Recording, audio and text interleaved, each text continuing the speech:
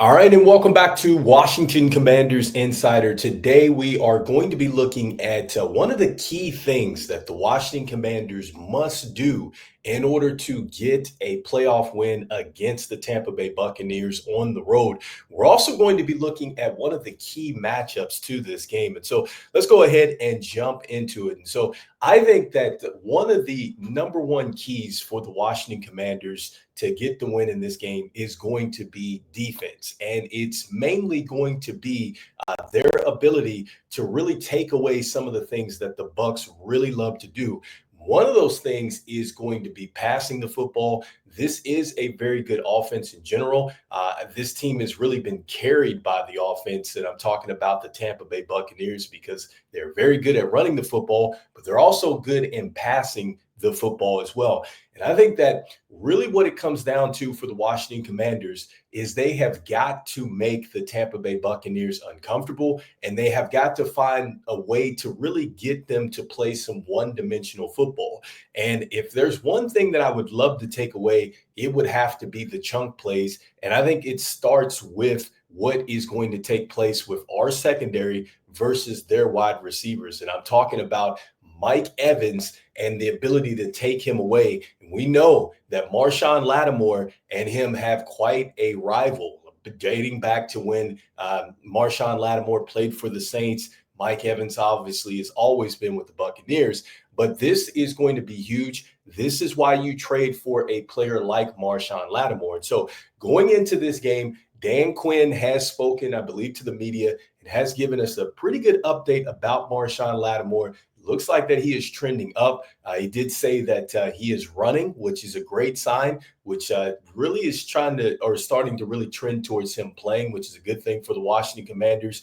And look, you don't need to have too many stats out there, but when Marshon Lattimore is on the field, certainly it helps you up front as far as your ability to get to the quarterback and sack the quarterback because you have more time to get to him because the coverage is a lot better. And also, too, on the back end, you're probably going to see that the completion rates are going to come down when you have an elite cornerback there like Marshon Lattimore. And so we know that this is going to be a plus and a plus for the Commanders because he's really going to help the defense play some complementary football on both ends, the front end and the back end. And so going into this matchup and why taking away the passing game is going to be very important for the Washington Commanders is because the Tampa Bay Buccaneers are coming into this. And like I said, this has been a staple really of them for the year. Baker Mayfield has 41 touchdown passes, which is tied for second in the NFL. He's also got the third highest completion percentage, at 71.4, and he's got the third most passing yards at 4,500. So the Bucs certainly can pass the football. We know that Mike Evans is coming into this thing hot. He's got now 11 straight seasons with 1,000 yards. And so with Marshon Lattimore and what he's been able to do against really Mike Evans and really making it tough, went back and I looked at the numbers. And so Mike Evans, traditionally, when he's played against the Saints, he's had 72 catches, 1,083 yards, and has 5 touchdowns in 21 games. And so I just talked about the fact that he's had, 1,000-yard receiving seasons in 11 seasons. So just 1,000 overall, and that is for all his career. And so, Marshon Lattimore has been there for a good portion of it. And I'm just looking at some of the numbers here and just looking at the Super Bowl year that they won it in 2020 and just looking at the targets and receptions. I mean, Marshon Lattimore was the primary coverage guy for Mike Evans. And I'm seeing this that, just at the Saints one year, he had 4 targets. He had 1 reception. He had 2 yards and he had a touchdown in that one. Another time he had 6 targets. He had 4 receptions, 64 yards, no touchdowns. The next year, he had a touchdown, but it was on 4 targets, 2 catches, 48 yards. Then the next game, he just had one catch for 14 yards. And so you see a lot of zeros and goose eggs down there as far as touchdowns are concerned.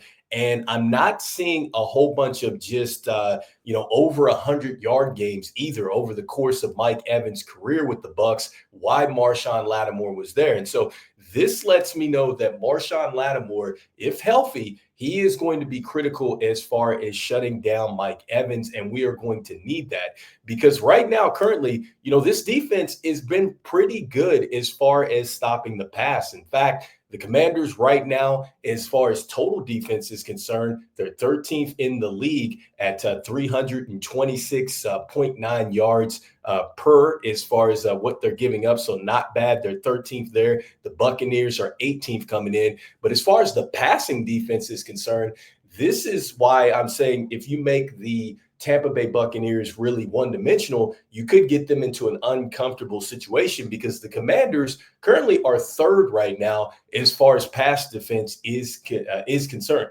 They're actually only giving up 189.8 yards allowed, so that is very good. They're just the Eagles are in front of them and the Titans who gave up 177, and so that is a good sign here for the Commanders.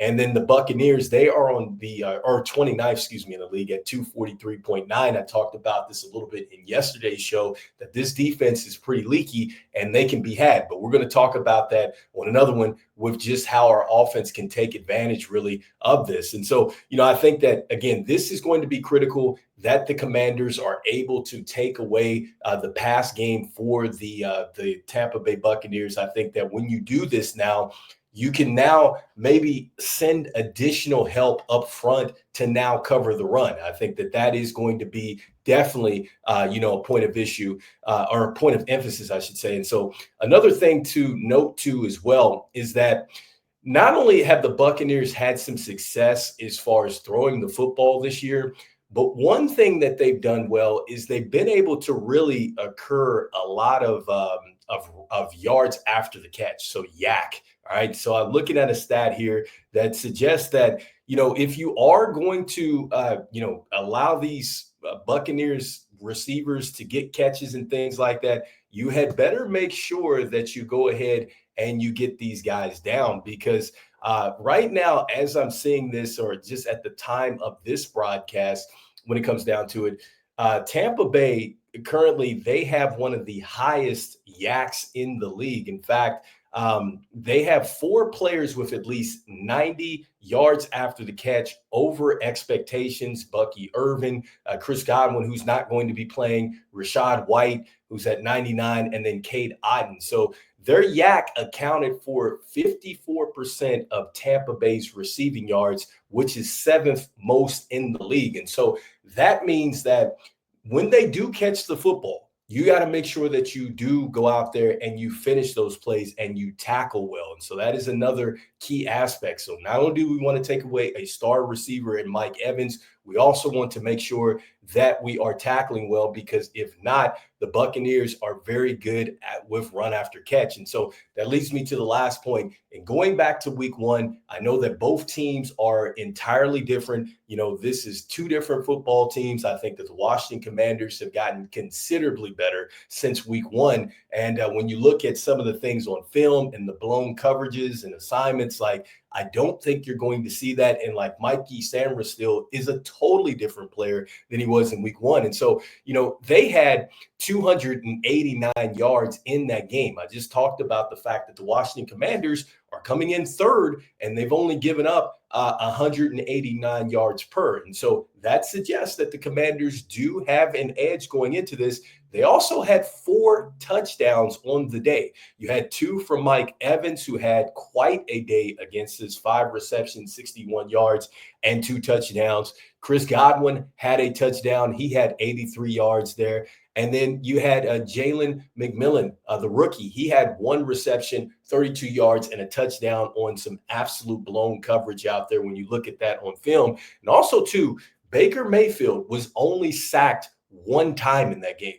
I just got done talking about that when you add Marshon Lattimore back there, if he is right, he is going to help you as far as buying your front more time to get to Baker Mayfield. And so that suggests that there is a chance that we can maybe get Baker Mayfield scrambling back there, and we can maybe get him to throw into some tough situations we might be able to turn this thing or turn them over. And then that would obviously help us with field position and everything else for our offense. And so hopefully that is what the Washington defense is able to do. Let me know what you're thinking in the comments. I think that this is key number one for the Washington Commanders is shut down a lethal pass attack for the Tampa Bay Buccaneers. And so anyway, we'll be talking more about the Washington Commanders and more about what they will need to do as they get ready to take on the Tampa Bay Buccaneers in this wild card weekend. Super excited for the Washington Commanders as it looks like this is going to be a very, very good game. I think we're in the prime time slot